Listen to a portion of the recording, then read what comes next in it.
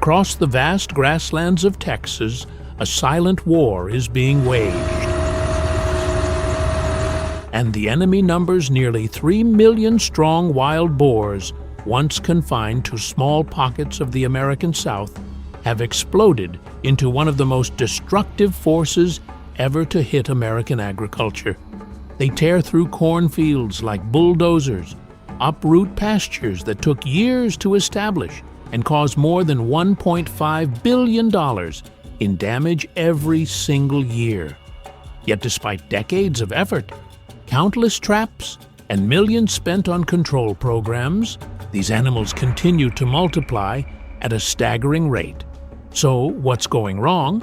And more importantly, what are some Texas farmers doing differently? That's actually working.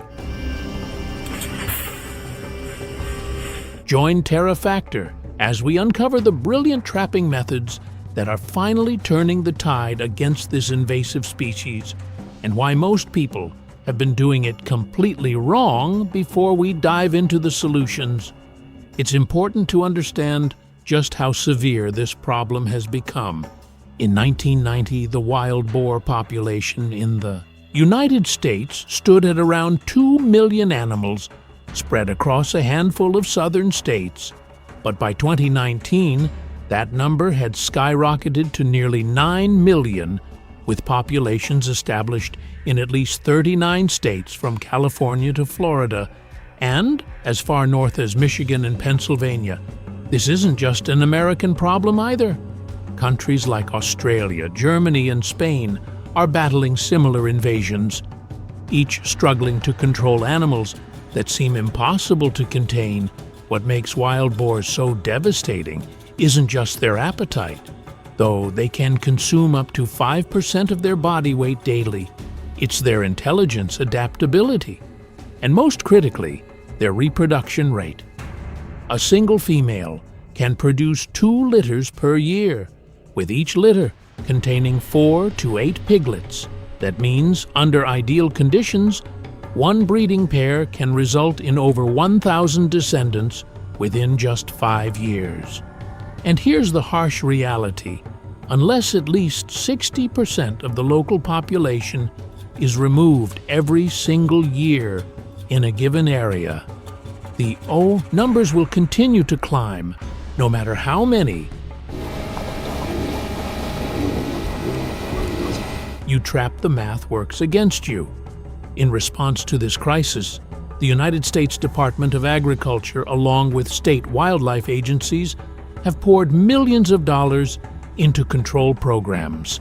Texas, which hosts the largest wild boar population in the country, has become a testing ground for various elimination strategies, and in 2024, both Texas and Oklahoma approved the use of a controversial poison called kaput as part of their arsenal among all the methods deployed, from aerial gunning to ground hunting.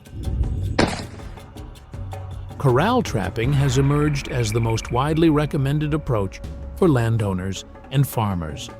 But here's where things get interesting. While the steel cage trap is considered the gold standard, most people use it incorrectly, rendering their efforts almost completely useless. Let me tell you about a farmer named Jim from Gonzales County, Texas, who spent 3 months setting up what he thought was the perfect trap. He built a circular corral 35 feet in diameter, used heavy-duty steel panels, just like the experts recommended, and positioned it near a creek where he'd seen fresh hog tracks every morning. He scattered corn inside the trap and waited confidently for results. 2 weeks passed, nothing. Then a month. Still nothing. Frustrated and convinced, the hogs had somehow learned to avoid his location entirely.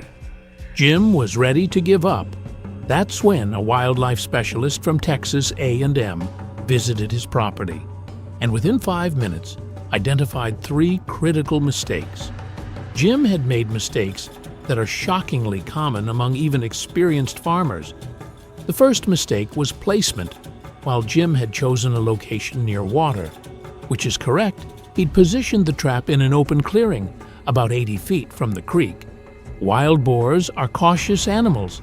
Despite their reputation for aggression, they prefer travel routes with some cover, especially when approaching an unfamiliar structure.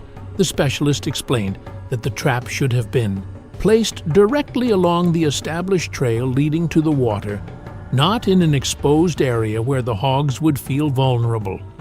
The second mistake was timing. Jim had immediately set his trap to trigger. After just 2 days of baiting, he caught one young boar on the third night and thought he was off to a good start. But that single capture actually ruined his chances of getting the rest of the group.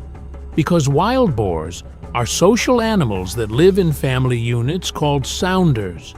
When one member gets trapped, the others become immediately suspicious of that location. They can hear the distress calls from hundreds of yards away. And they remember the third mistake was the most subtle. But perhaps the most important, Jim had used plain dried corn as bait. While corn is attractive to wild boars, it's also readily available in the surrounding agricultural fields. There was nothing special about his offering. Nothing that would make the hogs prefer his trap over the countless other food sources in the area. After the specialist helped Jim correct these errors, the results were dramatic. He moved the trap to a shaded position along the main hog trail about 15 feet from the creek. He then began a pre-baiting routine that would last a full week. During this period, he left the trap gate permanently open, allowing the hogs to enter and exit freely, while he monitored them with a trail camera. This is where patience becomes the ultimate weapon. Most farmers want immediate results, but the most successful trappers understand that wild boars need time to overcome their natural caution. They need to visit the site multiple times, experience no threats, and gradually associate the trap area with safety and abundant food. But Jim didn't just use regular corn. He took 50 pounds of whole kernel corn, soaked it in water, and let it ferment in a sealed bucket. For 10 days, the result was a pungent, sour-smelling mash that wild boars find absolutely irresistible. The fermentation process creates odors that can travel over a mile on the wind, drawing in hogs from a much wider area than dry corn ever could within 3 days of deploying the fermented corn. Jim's trail camera showed the entire sounder, a group of 14 animals entering the trap nightly. By day 6, they were coming in twice per night, completely comfortable and competing with each other for access to the bait on day 7. Jim watched his camera feed from his phone and waited until every single member of the sounder was inside the trap, feeding calmly. Then, with one tap on his remote trigger system, the gate dropped. The result, 14 wild boars captured in a single night, compared to the one he'd caught in 3 months of doing it wrong. This pre-baiting strategy might seem like overkill, but the mathematics of wild boar population control make it absolutely essential. Remember that 60% removal rate needed just to maintain current population levels. If you're only catching 1 or 2 animals at a time, while the rest of the sounder escapes and continues breeding, you're barely making a dent. But when you capture the entire family group, including the breeding females, you can actually reduce the local population. This is why remote-triggered traps have become so important. They allow the trapper to wait for the perfect moment, rather than relying on a pressure plate or tripwire that might catch only the first animal through the gate. The design of the trap itself also matters more than most people realize. The most effective corral traps stand at least 5 feet tall because wild boars are surprisingly athletic jumpers. Despite weighing several hundred pounds, they can clear a 4-foot fence with ease. If motivated by fear, the panels must be constructed from solid steel. not chain link or cattle panels, which determined hogs can bend, break, or squeeze through a panicked 300-pound boar, generates enormous force, and any weak point in the structure will be exploited within minutes. Gaps at ground level must be minimal, because young piglets can slip through openings as small as 6 inches, and once they escape, they rarely return. Bait selection extends beyond just fermented corn, though that remains the most reliable option during summer months when temperatures soar above 100 degrees. Fahrenheit fruits become especially attractive. Watermelons, peaches, and apples provide both food and moisture, making them irresistible to heat-stressed animals. Some trappers report excellent results with a mixture of fermented corn and diesel fuel, a combination that creates a unique odor signature that hogs can detect from remarkable distances. There are also commercial attractants specifically formulated with proteins and fats that appeal to the hog's nutritional needs.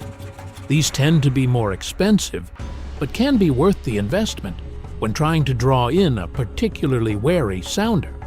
Timing your trigger is an art that separates successful trappers from frustrated ones. Wild boars are primarily nocturnal with peak activity, occurring between 8 p.m. and 4 a.m. during hot weather. They may feed almost exclusively at night, while in cooler months, they might also be active during early morning and late afternoon hours. This is why trail cameras have become essential tools. They provide concrete data about when and how many hogs are visiting your trap site. Without this information, you're essentially gambling.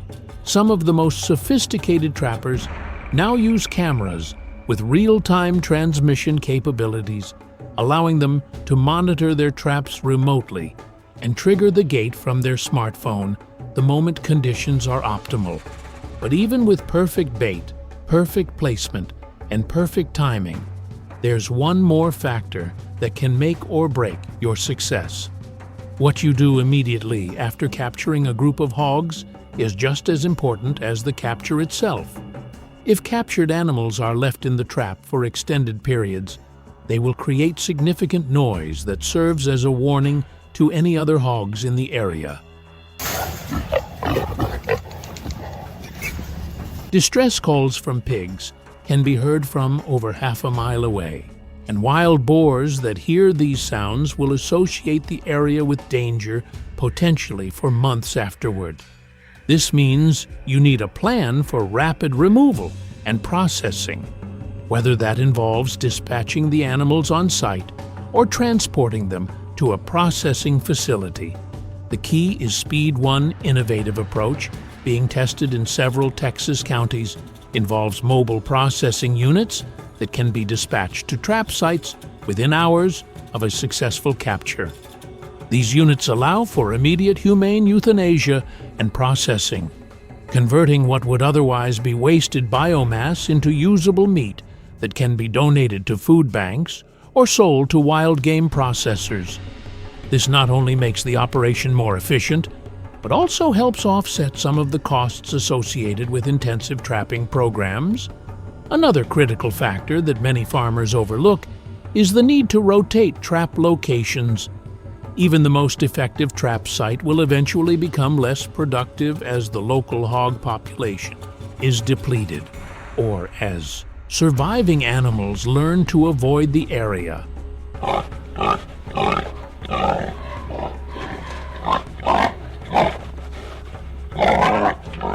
Wildlife biologists recommend moving traps every 2 to 3 months. Even if you're still getting some captures, this keeps the hogs off balance and prevents them from developing area-specific avoidance behaviors. Some large ranches maintain 4 or 5 trap sites that they rotate through systematically, ensuring that no single location becomes predictable. The battle against wild boars is far from over, and there's no single solution that will eliminate the problem entirely. But by understanding the biology, behavior, and intelligence of these animals, farmers and landowners can dramatically improve their success rates. The difference between catching 1 or 2 stragglers and eliminating an entire sounder often comes down to patience, proper technique, and attention to detail. Those Texas farmers who have embraced these methods are seeing real results.